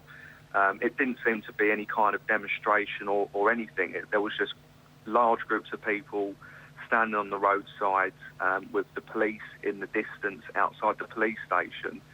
But there was no direct contact with the police other than this police car, which, as I say, come under attack again whilst we were literally passing by. Did you see the group of protesters outside? Any evidence of placards or any form of protest? The only thing I noticed, and it was the group of, as I say, majority were girls, which were abusing the driver. I noticed two of them had two sort of small, homemade signs. I didn't see what they said because, as I say, I didn't want to draw any attention to myself and my son. But there was something about, I remember the word Jesus was on there. So I just assumed that they were just a single unit, some kind of mini protest in the middle of the high road, just to attract them, attention to themselves from maybe passing football fans or just general public. That was what made me look around to assess what else was going on. And that's when I realised that the road at that point had then cleared of traffic. There was just people with hoods and faces covered. And then, before I had another moment to think again, the police car was almost heading towards us. I thought it was a policeman or someone trying to recover the vehicle. It was only then when I realised that the car was empty and they were still chucking rocks and as I say, the hammer. We just had to run. And presumably you've got home safely. But are you aware that there might be a group of people who are stuck there? As I come out of once I passed the police, there was a guy on the phone who was also wearing a football shirt, but he was already on the other side. And I heard him say to someone, there's riot police coming. He said he heard that there's riot police coming because at that point there wasn't any. And he just told them to make their way, in another direction. And I said to him, have you got people on the other side? And he said, yes. And he just said to me, he looked at my son and said, you've got to get him out of here. Obviously, I was making my way out anyway. So I don't know whether anyone else was caught in the middle or on the other side. But I mean, the usual way out of the ground is towards the Seven Sisters station. But because we hung around after the game, a lot of people, probably 95%, had already cleared out. And as I say, at that moment, we were the only people I could see stuck in the middle of all the commotion as it happened at that moment. Okay. We'll leave it there. Adam, many, many thanks for joining us here on BBC News and telling us about what you saw and what you experienced. Thank you very much indeed. We've just heard that there is another building on fire in the area. These are live pictures from Tottenham High Road that we're looking at the moment, where there has been this incident. There's also been a statement from the local MP, David Lammy, asking for calm from the situation, from the community there. Just to update you, if you've just joined us, these are scenes of violence on the streets of Tottenham in North London, where a young man was shot dead by police 2 days ago. His name was Mark Duggan, and there was earlier a protest outside the police station to demand answers to questions about his demise. And 2 police cars, we understand the protest started at about 5 o'clock this evening, and then 2 police cars were set fire at about 8:20 after about 120 people had marched towards the local police station, and after that a bus had been set on fire. As far as we know, there are no casualties. The 2 police cars were empty, and as far as we can understand, so was the bus. A Scotland Yard spokesman has also said that missiles were also thrown. Well, these are pictures from earlier now. We'll just cross back, and these are mounted police, as you can see here. And earlier there had been some bangs, which I understand now were fireworks, and so the mounted police were deployed, as you can see there, to try and maintain some calm there. There have been lots of different tactics and different units deployed in the area, as you can see there. Let's just join our correspondent who is there at the moment, who is joining us, Ben Ando. Ben, just what is happening now? Is the situation any calmer? Well, I mean, there still is this ongoing standoff, which appears to be relatively static, but every now and then there is a little bit of a shift. Either the police move forward with their horses, or there seems to be a bit of a conflagration among the demonstrators. Just a short time ago, just before you came to me here, about 3 police vans drove down here at high speed with their sirens wailing and lights flashing. Maybe they're reinforcements being called in for a specific reason. Maybe they're just being called in because they're coming on duty. We don't know at the moment. But as you can see, it's reasonably static there. There is a group of probably around about 150 people as people come out of bars and clubs as they end their evening. I think lots of people are coming to see what's going on. They perhaps even heard it on the news and decided to come and have a look. And we're at the situation now where there are still some flames in that central area, which is where the bus was on fire earlier, where the police cars were set ablaze, and where a small shop, possibly a small supermarket, was set on fire earlier. But beyond that at the moment, I think, as you can see, an uneasy standoff taking place. And there have been different tactics. Would you say that the police are now escalating their presence on the streets now? Well, it's always been the case that as soon as they deploy riot police with the boiler suits, the hard helmets and the clear plastic shields, that would perhaps antagonise people and represent something of an escalation. I did see some of those officers deployed. However, all they were doing was guarding some firefighters who were leaving the area, heading up this way, and then coming back in, bringing some more firefighters in. Obviously, earlier on, there were suggestions that firefighters might come under attack as they came in here to try to put out any of the flames that were here. That was perhaps why they were deployed. They certainly weren't in any kind of confrontation with any of the people who are down here, whether they're simply onlookers or demonstrators. And beyond that, what we've seen is police in regular uniforms holding a cordon, holding a line around about 50 yards south of the police station here, and then some mounted officers coming again on the police horses, around a dozen of them, again holding that line. They did make one charge forward when it appeared that fireworks were shot down the road towards them, causing a bit of a whiz and a bit of a bang. But beyond that, again, maintaining the line and simply holding things static and possibly hoping that this situation will diffuse. Ben, I understand that the people who are marching were from the local Broadwater farm area. There is, of course, a history there, isn't there? Well, yes, that's right. There have been riots here before, certainly in the 1980s, and a police officer, Keith Blakelock, was killed back then. This demonstration today has all stemmed from a shooting by the police of a young man in a minicab on Thursday evening. Now, in that incident, it was an attempted arrest by officers from CO19, which is the firearms unit, accompanied by police from Operation Trident, and there was some kind of gunfire. But what isn't clear is who opened fire first, who fired the first shot. Certainly 2 shots were fired by the police, at least 2 shots were fired by another weapon, and a handgun was recovered from the scene. Now, those weapons have been taken off to forensic laboratories for testing to match up bullets to guns and all that kind of stuff, but those tests take time. The difficulty is the community here want answers, and they want them now. What the IPCC is saying, and they're investigating this, is that those answers can't be given until the tests have done, and those tests take time. So you have a conflict here, which is, it seems, impossible to resolve. A community that's anxious, that's angry, that wants answers, and at the moment, tests being carried out that will give those answers, but perhaps not for some days, weeks, or even months to come. And Ben, we know that the 2 cars that were set on fire were empty, and presumably the bus as well. Do we know if anyone has been injured this evening? Well, at the moment, no indications that that's taken place. Certainly the police cars were empty. The officers who were in them had gone off on a foot patrol, and so those cars were effectively left unguarded. It's not yet clear whether anybody was in the bus that was set on fire. I'm sure anybody who was in that would have got out long before it was set ablaze. And again, there are no reports of any injuries in the shop that was set on fire. Beyond that, it may be there have been some very minor injuries in the scuffling that's gone on, but certainly nothing that we've heard about in terms of serious injuries to either any of the demonstrators, any of the onlookers, or any police officers. Ben, for the time being, thank you very much indeed. Let's speak on the line now to Lyndon, who lives near the scene in Tottenham. Welcome to BBC News and thanks for joining us. Can you tell us what you have seen, Lyndon?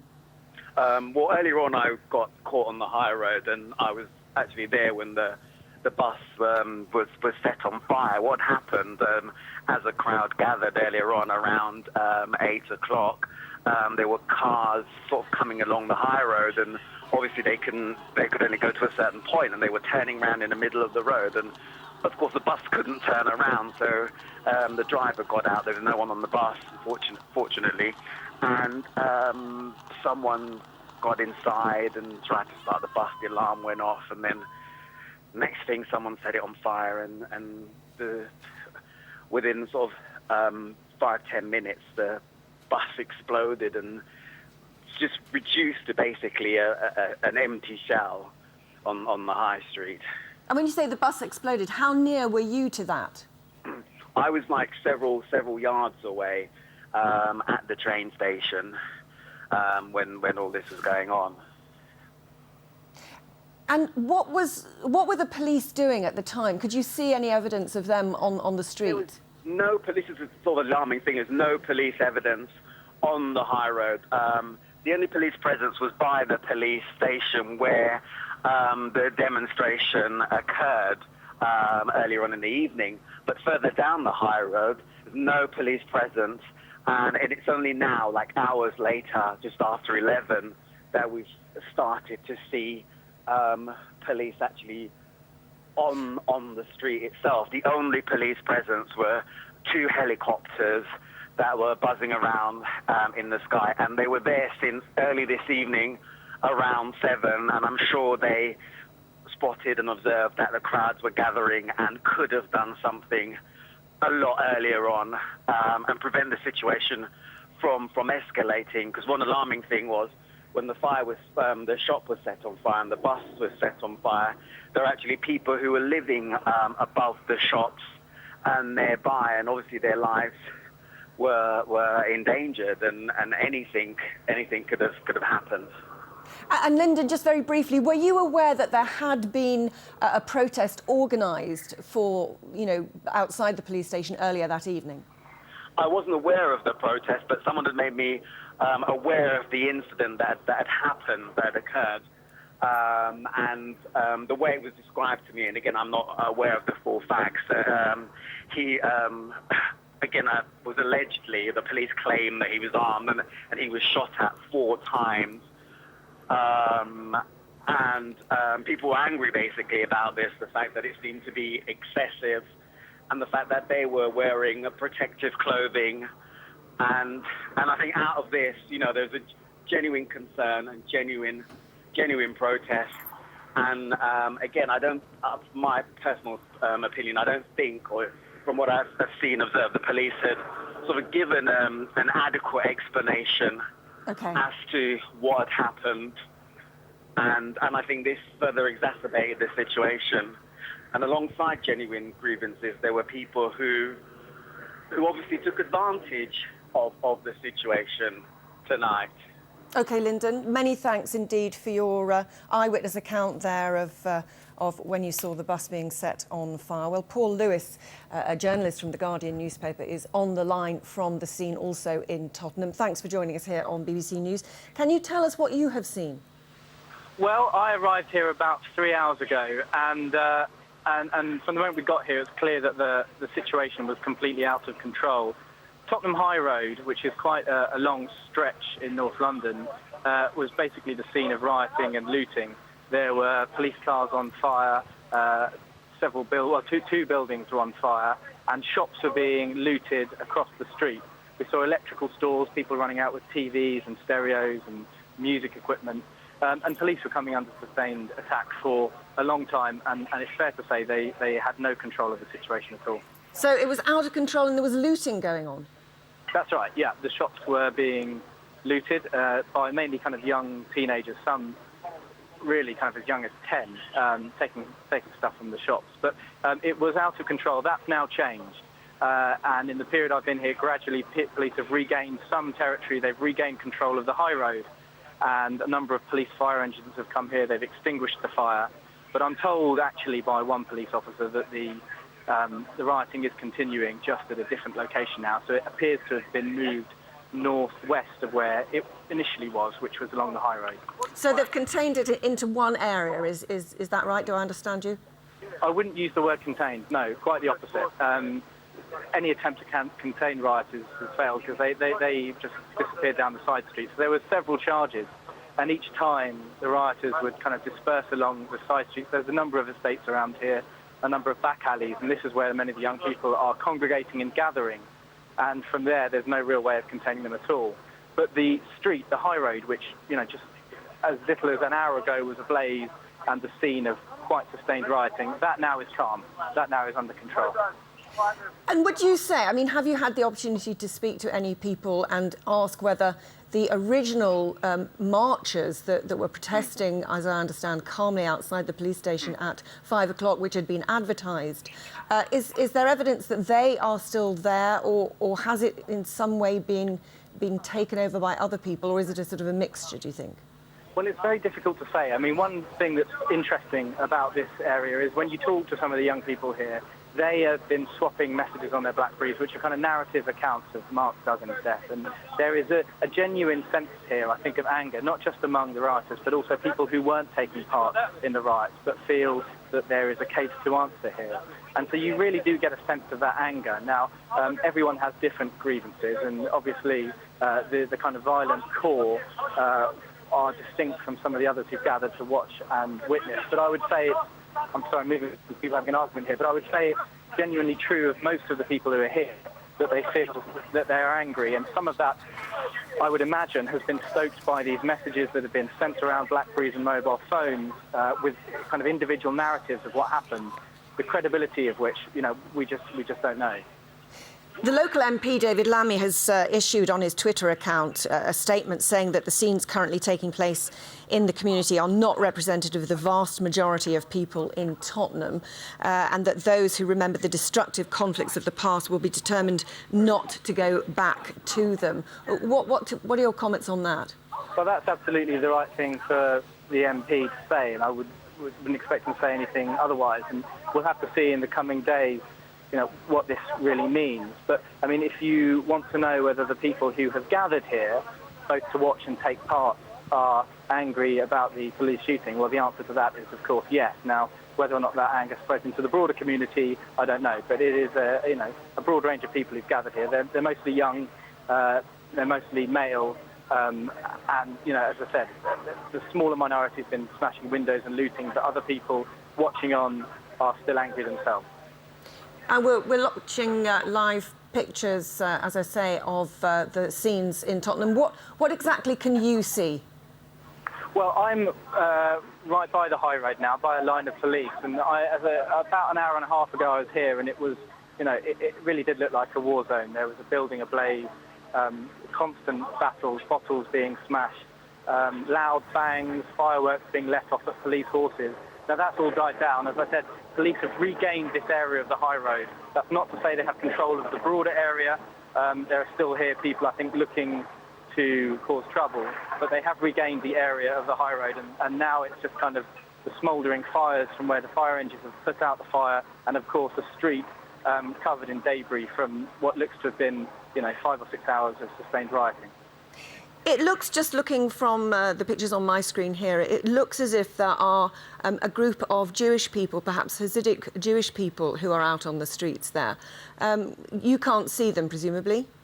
Well, this is an area in which there are Hasidic Jews. I mean, this is a multicultural area with people from all sorts of backgrounds. And I think the people who I've seen here in the last few hours have been really quite representative of that multicultural cross-section. So yes, there have been Hasidic Jewish people here. There have been people from the black community, which is, of course, very well represented in this part of North London, and white people and people from all backgrounds. I wouldn't jump to any obvious conclusions from the kind of ethnic makeup of what's been going on here. No, of course not. I was just wondering, before Thursday, obviously there have been problems in the past. We've mentioned the Loudwater Farm estate.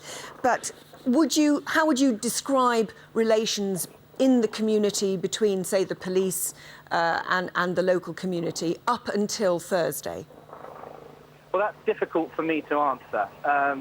And I would say that there are some sections of the community who I've got to know who have problems with the police and feel that they have been badly treated. But, in the same breath, I would say that probably community relations have improved immensely since the mid-1980s and the Broadwater Farm riots. So it is a mixed and very different picture now, I think. But that will be one of the questions that will be asked in the coming days. This began, as we now know, with a protest outside a police station earlier on this evening. And one of the chants that was going on several hours later, as cars were still being burned, was "We want answers." And I don't imagine that question will die down in the days to come. Are you aware of any increase in gun crime in the area relatively recently? I have no idea about that whatsoever. OK. Thank you very much indeed for joining us. That was Paul Lewis, a journalist from The Guardian, but he's also a resident of Tottenham. Let's go back to the BBC's correspondent there, Ben Ando. And Ben, just bring us up to date with what's happening at the moment. Well, I mean, the latest is we've still got this standoff taking place between a line of police officers, both on foot and mounted, with vans behind them, and a large group of, are they onlookers, are they demonstrators? It's hard to tell. Certainly there are no violent confrontations taking place at the moment, but every now and then the crowd gets spooked and they run away, or there seems to be a little bit of a panic. Every now and then they're forced out of the way as firefighters or other police vehicles come down and come into the central area behind the cordon, which is where the fires had taken place earlier, where we can occasionally get glimpses of one of those burned out police cars where firefighters appear now to have pretty much brought the flames under control. Of course, earlier we had a double-decker bus on fire, we had a shop, a supermarket on fire, and those two police cars that were set on fire at around about 8:20, and that kind of catalysed the whole of the trouble that's taken place this evening. Ben, have you been able to speak to any people there and ask them what their reaction to this is? Well, yes, I have, and you have actually quite polarised opinions. There are some people here who have simply come to see what's happening. They don't like this sort of thing happening in their community. Some are asking quite plaintively why the police didn't act sooner to clear the streets, why they allowed this situation to develop in the way it has. There are others that say that if the police had been too heavy-handed, that would actually have been seen as a provocative act, that it would have caused more trouble. I've spoken to a lady here who says that many people in this area still have mistrust of the police, still have anger at the police, and that dates back to the 1980s. One woman I spoke to told me that at that time she was arrested and almost suffocated by 17 officers at a police station, and that's the kind of thing, that's the kind of anger that you can have in a community that simmers and that festers and that stays. And so as soon as something like this comes out, as soon as there's a flashpoint, you can see that situation turning ugly very quickly. And I think that's something the police have been absolutely conscious of, the balance here between maintaining order, between stopping any more fires being started, between stopping any more damage to property or indeed injuries to anybody taking place, and between not being too provocative, not in any way causing an escalation of violence between people who are frustrated and angry. And of course at the centre of this is this shooting by a police officer of a man in a minicab on Thursday evening. And Ben, is there evidence now? I think there is evidence that they're trying to clear the streets. Is that right? I don't know whether you can see. Yes, this is what we've been seeing. Yeah, I mean, we're looking, I mean, I'm standing right by the camera that's showing you those pictures. And in essence, yes, I mean, what's happening now is that slowly the police are moving forward, moving south along Tottenham High Road in the direction where we are. And as you saw a group of people basically running away from them then, that's been happening sort of on and off for the last 20 or 30 minutes as people get spooked, if you like, by the police as they move forward. Again, it's hard to tell from here, but it does look now as if some of the police have put on their hard helmets and are starting to perhaps be a little bit more robust in their response to what's happening here. And they've taken the decision to make a stronger effort to actually clear the streets, to say to people, right, enough is enough, now it's time to go home. And as far as you know, the fires have been extinguished and there are no casualties? As far as I know, there are certainly no casualties. I've checked that with the police central office, and they say they've had no reports of any casualties. As far as the fires, well, I can certainly see smoke still rising, but I can't see any flames. And the firefighters have been in there now for probably a good hour, perhaps just slightly less than that, but certainly a good period. And you would think that they would be starting to get any fires under control that are in there, if not to extinguish them fully. OK, Ben, many thanks for that. I'm sure we'll come back to you later. But for the time being, let's just show you some stills which have been released to us. And there you can see at the height of the trouble where the bus and the two police cars had been set on fire. These are the scenes of violence on the streets of Tottenham in North London, caused after there was a march and a protest at the police station earlier this evening at 5 o'clock, which had been advertised. And that because a 29-year-old man had been shot and killed on Thursday. And that was a protest against that. And his name was Mark Duggan. And so that's a still there of the bus, I believe, which apparently some sort of firebomb was thrown at it. The bus driver was inside but managed to escape. There were no passengers on board. And then an eyewitness was telling us here on BBC News that the bus had exploded, presumably when the fire caught the petrol there. But you can see the intensity of the fire there, and the firefighters trying to put the fire out, but they had actually come under some sort of riots themselves. The rioters were stopping and preventing them from putting the fire out. So those are the stills that have been released from this scene in Tottenham in North London. Back to the live scene now, where there is, as my colleague Ben Ando was telling me, a bit of a standoff. Earlier, Martin Croxall spoke to the writer and broadcaster David Akinsanya, who was very close to the scene, and he described what he saw. Well, I've moved away from the scene now because it was getting a bit dangerous. They were attacking people with cameras and, well, they were just attacking various different people. So I moved around the corner. But I arrived there about 10:02. As I arrived there, there were a line of riot police outside the police station. They wouldn't let us through, so we went down a back street and came out in between them and the protesters. and it was chaos. There were 2 police cars on fire. The windows were being smashed, and missiles included bottles of milk, plastic bottles of milk, rubbish tips, pieces of wood. There was a fence that was destroyed on one of the streets just off the side of the high road, and people were literally coming out with large lumps of wood. People are very angry down there. I don't think this thing is going to stop quickly. I can see that there's been a bus on fire as well now, so I think this is going to go on. How did you hear about this protest? Well, to be honest with you, I was just coming out of the cinema, and 2 sets of friends phoned me and said, am I down there? Because, you know, they know I'm not far from there. And I went down there. We parked up behind the police station, and as I said, we went down one road, but there was a police line there, and then we went down the side road and came across the protesters. But me and my friend from The Guardian were standing there taking pictures and video footage, and then they started to turn on people with cameras. So we decided to leave at about 25 past. What sort of interaction was there between the members of the public and the police? I couldn't repeat on air what was being said from the protesters, but it was, you know, there was a lot of anger aimed towards the police, telling them, challenging them really to fight. And the police line, which only had about 15 riot police officers, there were about 300 to 400 people behind that line, and they kept on charging at the police officers, and the police officers were charging back. But it was just seeming like a cat and mouse game really at that time. But there were a lot of angry people down there, a lot of young people, a lot of people with their faces covered, and a lot of people who are just innocent bystanders. I mean, there were people standing around just sort of seeing what was going on. Several times the police lines rushed and we all ran back.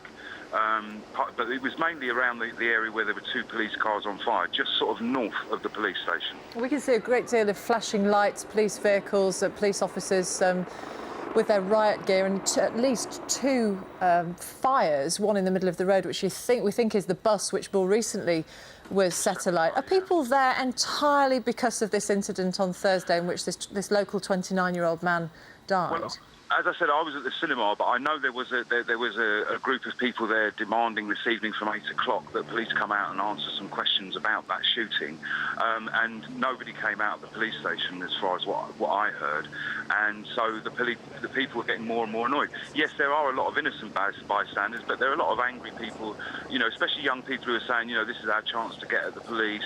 I heard young people saying, that they'd been stopped and, pushed around by the police, and a couple of people recognised me as a journalist and were sort of saying, make sure you get shots of the police, and so on and so forth. But it was just cat and mouse. There were lots of things being thrown at the police, but they held their line. That was the local resident and writer and broadcaster David Akinsanya, who was talking to my colleague Martin Croxall earlier this evening. Well, these are live pictures that we can see. These are earlier pictures that we can see now, but let's go live now to Ben Ando, who is our correspondent there. Now we can see the live pictures. Ben. Well, yes, indeed. Good evening from Tottenham High Road. We're at the south end, around about 100 yards from police cordon that's been drawn across the road here for most of the evening. It was at around about 5 o'clock this evening that a peaceful demonstration marched up to the front of the police station, and as you've heard, what they wanted was answers about the shooting on Thursday evening of a young man, Mark Duggan, by police in an attempted arrest. There was a gunfight, shots were fired, and Mr. Duggan was killed. And what the demonstrators here wanted was some answers, because, as the local MP has said, this is an anxious community. However, during the night, the problems escalated. 2 police cars, a bus and a shop front, a supermarket, were set on fire, and the police decided to deploy not just regular officers but also mounted officers, and there have been some short deployments of riot police too. Well, earlier my colleague Martin Croxall spoke to Charlotte Allen, who was in a shop opposite the police station, and she described what happened. We went outside our building and saw the road just completely cordoned off, and police riot vans with 20 or 30 extra policemen being deployed. But as yet, we've had no information from the police into what's happening. There's a presence immediately at the end of our road, but no one's kind of come up and told us what's happening, if we need to get out or anything like that.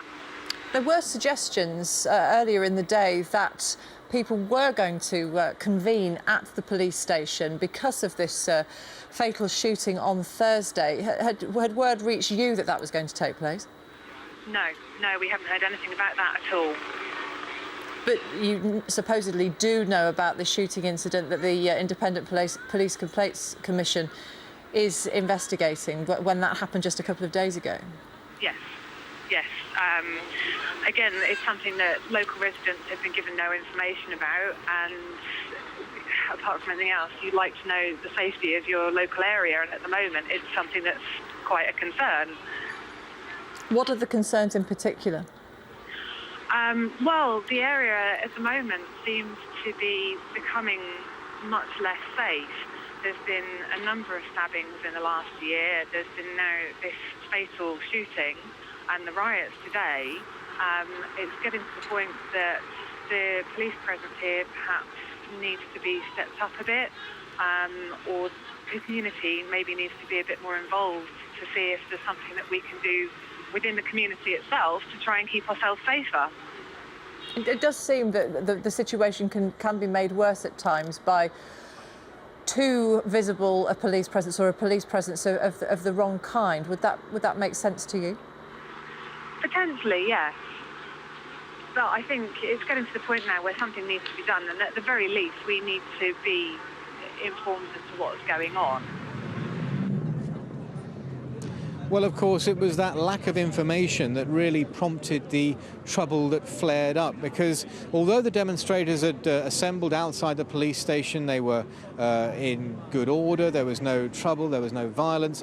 What they asked for was somebody from the police to come out and answer questions. And what they wanted to know specifically were the circumstances in which Mark Duggan was killed on Thursday evening. What we know about that was that around about 6:15, he was in a minicab that was stopped by armed police from the Metropolitan Police's CO19 firearms unit.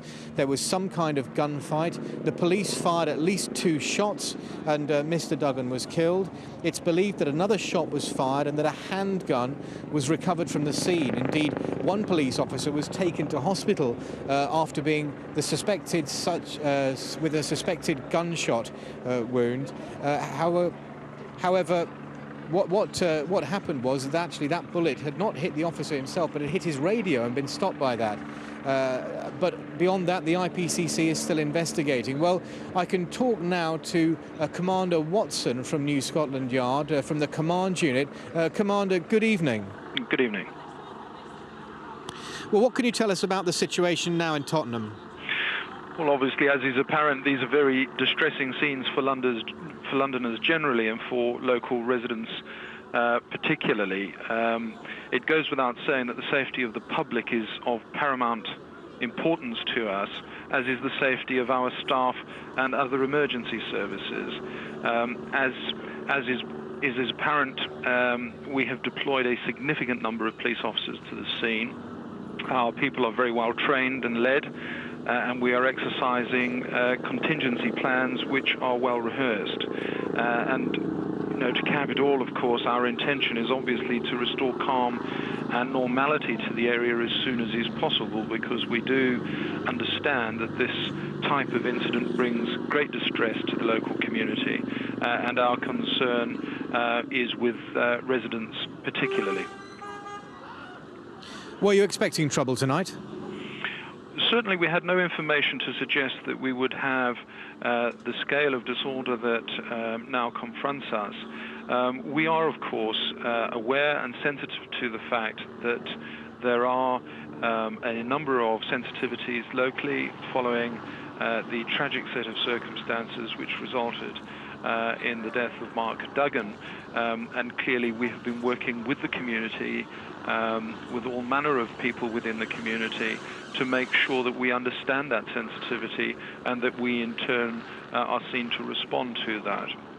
What we had earlier today was a peaceful protest stroke vigil outside Tottenham Police Station. There was no indication that it would deteriorate to this. And those who have involved themselves in this level of disorder do not, of course, have any legitimate excuse so to have done. We're just seeing ambulances being brought into the area. Are you aware of anybody being injured in the trouble this evening? Mercifully, at this point in time, our information is that we do not have any injuries. However, as is apparent, a number of people are committing offences of arson. These are very dangerous things to be engaged with, and it is entirely possible that those who are engaged in this sort of conduct may well find themselves being injured. And of course our appeal is for calm and for people to desist. Our intention is to restore normality, as I have already indicated, and that is of paramount concern to us.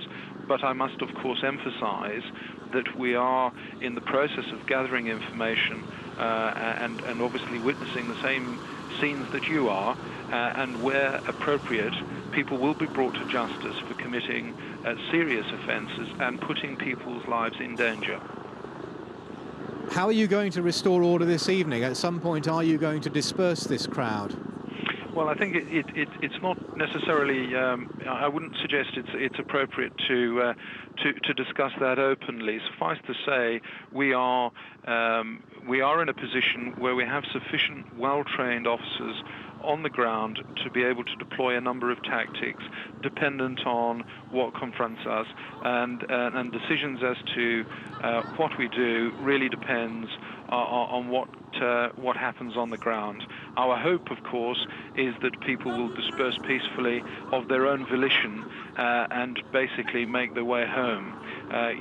What we don't want, of course, is for this to continue for any longer than is absolutely necessary. This is very distressing for residents, and we're determined to support them. Commander Watson, thank you very much indeed for joining us this evening from the command unit at New Scotland Yard handling this incident in Tottenham. Well, we'll have more on this for you at the top of the hour, but now it's over to the weather with Alex Deakin.